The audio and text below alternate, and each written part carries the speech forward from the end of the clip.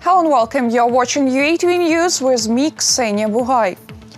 Let's start with the latest developments. The G7 ambassadors called on the consul judges and all partners of Ukraine to ensure the earliest possible nomination of experts to work on the Essex Council, which should clear the High Council of Justice.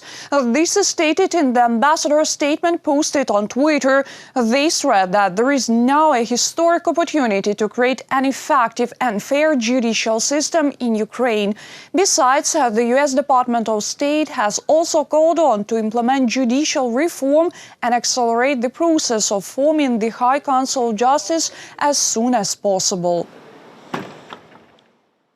The United States, together with the government of Ukraine, civil society and other international partners, all recognize that judicial reform is critical to strengthening the rule of law and attracting foreign investment to Ukraine.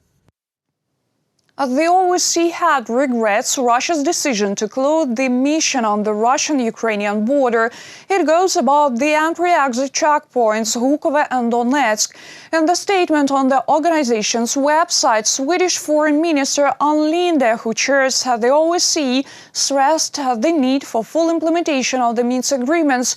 She recalled the 2014 Minsk Protocol provides for constant monitoring of the Ukrainian-Russian state border and verification by the organization. Moscow announced its decision on September 2nd at a meeting of the OSCE Permanent Council. After September 30th, the mandate of the observers' mission at the checkpoints Hukovo and Donetsk will not be extended. For the OSCE to fulfill its role as a platform for peace and stability, the organization must make full use of all the tools at its disposal. I deeply regret that we could not reach a consensus on the extension of the observer mission mandate following the decision of the Russian Federation. For over 7 years, the mission has contributed to confidence building and increased transparency on the Russian-Ukrainian border through its impartial monitoring and reporting. Elections to the State Duma, municipal and regional bodies have started in Russia. The voting will last for 3 days. September 19th is considered the main one. 17th and 18th are additional. As stated in the Central Election Commission, they are needed for people from remote areas to vote. Residents of separate districts of Luhansk and Donetsk regions, uncontrolled by Ukraine, are also forced to participate in the elections. They are planned to be transported centrally to the Rostov region, where special sections have been prepared. While on September 8th, the Parliament of Ukraine adopted a resolution by which it recognized as unlawful the involvement of Ukrainians residing in the temporarily occupied territories in voting in the elections to the State Duma of Russian Federation. The biggest challenge for European security. This is how, citing recently adopted EU resolution, members of the European Parliament called the Putin's regime in Russia. They called also not to recognize the Russian parliament if the 2021 parliamentary elections are recognized fraudulent and conducted with violation of the democratic principles and international law. The Kremlin's continuous repression of all opposition candidates, free media and NGOs undermines the legitimacy and fairness of these elections. The Russian people must have the right to choose, and their choices must be honored, as in any other democratic country. The occupation administrations of the non-controlled by Ukrainian government territories announced to send people by buses and trains to vote in the Rostov region of the Russian Federation, using 825 buses and 12 trains for the transit. For Russians, the advantage of the use of the occupied Donbas residents in voting is aimed at voting for the party of the power, to turn them to Putin's advantage. So after they are played, all the talks about the pension insurance and other social benefits to stop right after this card is played. Hundreds of information centers have been operating in the so-called republics for about a month. Voting instructions are announced at workplaces. Public sector workers are required to notify back after the registration for the Russian Duma election. Lyudmila Denisova, Ukraine's parliamentary commissioner for human rights, in an exclusive interview with our channel said about the occupation authorities that are pressuring those who previously got a Russian passport. Те 600 тысяч паспортов, которые Those 600,000 passports earlier issued to the citizens of Ukraine who live in certain districts of Donetsk and Luhansk regions are first of all to teachers, medical workers. Those are the people who work for these so-called state bodies. Indeed, they need to work somewhere to maintain their family. Independent observers say the upcoming elections are the least free since Vladimir Putin came to power 21 years ago. For the first time, public observers are barred from the monitoring of the vote. International observers will not be able to follow the process either. Reported by Nick Starkov, Natalia Gaevska, UATV News. Ukraine condemns the involvement of residents of separate districts of Donetsk and Luhansk regions uncontrolled by Ukraine in voting in elections to the State Duma of Russia. This was stated by the Minister of Foreign Affairs of Ukraine, Dmytro Kuleba. He said that the Russian Federation is grossly violating international law. The Foreign Ministry will record all violations and pass them to international authorities. Я розумію, що ми цим вибори. I understand that this will not cancel the elections and the Russians will now do whatever they think is necessary because they control this territory. But I'm convinced that the Russian occupation will come to an end. And when this happens, all those cases of offenses by the Russian Federation that have been recorded, they will have to be paid for. And we are going to record another example of such a violation.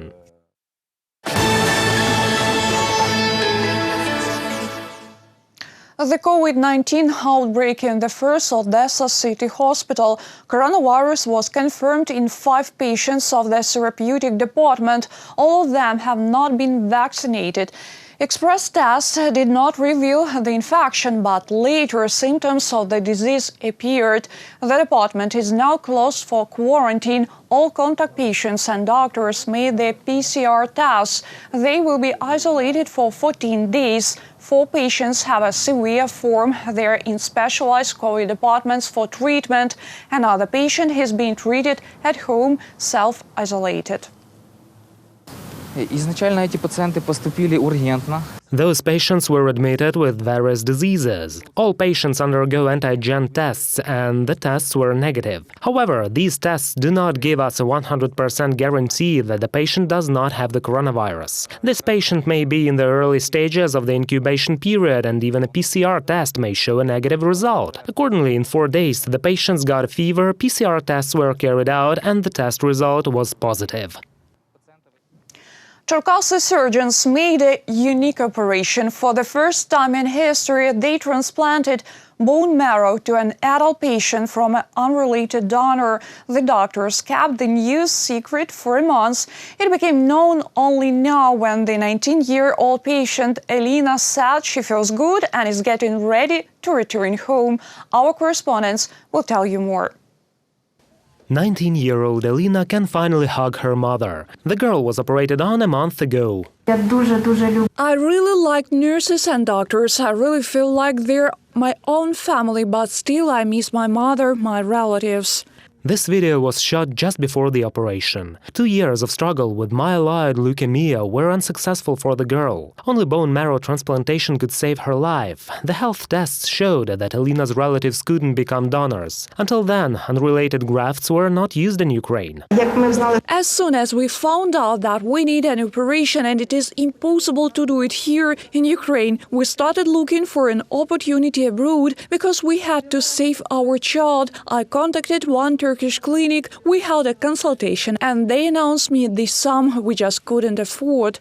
The treatment abroad would have cost $200,000. 100,000 could have been allocated from the state budget. The rest of the money the relatives had to find somewhere. But they were offered to undergo an operation in Ukraine, free of charge. The operation itself lasts no more than an hour, but it is more difficult to find a donor. In addition, patients endure the preparatory stage for transplantation in different ways. Chemotherapy is so powerful that it kills the patient's bone marrow once and for all. If the bone marrow is regenerated after chemotherapy, after the so-called conditioning, it dies to make room for a new healthy bone marrow. A month after the operation, the girl is feeling well and is getting ready to start a new life. We were worrying, sometimes even panicking. We prepared passports for traveling abroad. We were to go to another country, and when the opportunity appeared to get treatment here at home in my native country, I was incredibly happy. I was not afraid, and I trusted the doctors. In Ukraine, such transplants have become possible due to amendments in legislation. Operations are paid for from the state budget. For the next year, the budget, which the government supported yesterday, provides an increase in the amount of more than $27 million for transplantation in Ukraine. We have also allocated $10 million to purchase laboratory equipment and make a two-level laboratory network in order to do all the laboratory research required. The Ministry of Health plans to expand the transplant area. More than 40 medical centers in Ukraine have already joined the pilot project. Reported by Vadim Kramer and Olga Harchenko, UATV News.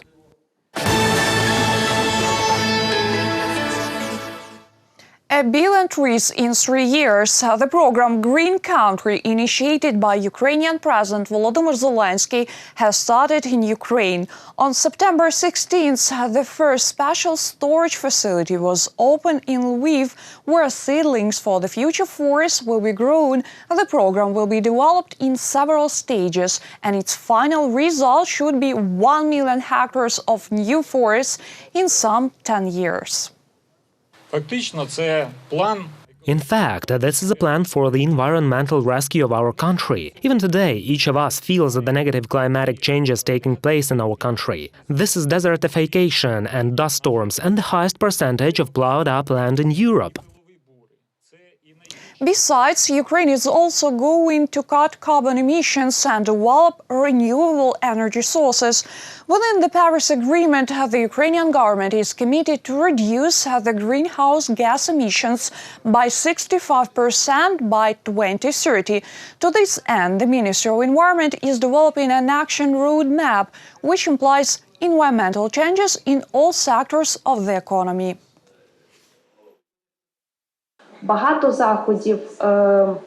Many activities are good for economy, especially those related to energy efficiency. Many measures need to be implemented anyway because they improve the quality of life of people and the quality of cities and the abilities of our economy, and also reduce the impact on the environment. In order to implement all these simulated transformations, the government has already started the process of preparing an action plan, which is specifically detailed in various sectors. President of Ukraine congratulated rescuers today. Volodymyr Zelensky presented 10 Ukrainians with the Rescuer of the Year State Award. They are not professionals, but they were ready to help when other people were in danger. Among the awarded are 2 school children. Besides, the president presented professional rescuers with state awards as well. Але більш жахливим буде час. The most terrible time comes when no one is ready to help others. And the worst will be the year when we have no one to reward. As long as there is a voice of children, there is life. As long as there is life, this award is live. As long as this award lives, so do we, so our state lives. That's all for today. Thank you for watching. Stay tuned. More updates on our official website, YouTube, Facebook and Twitter pages.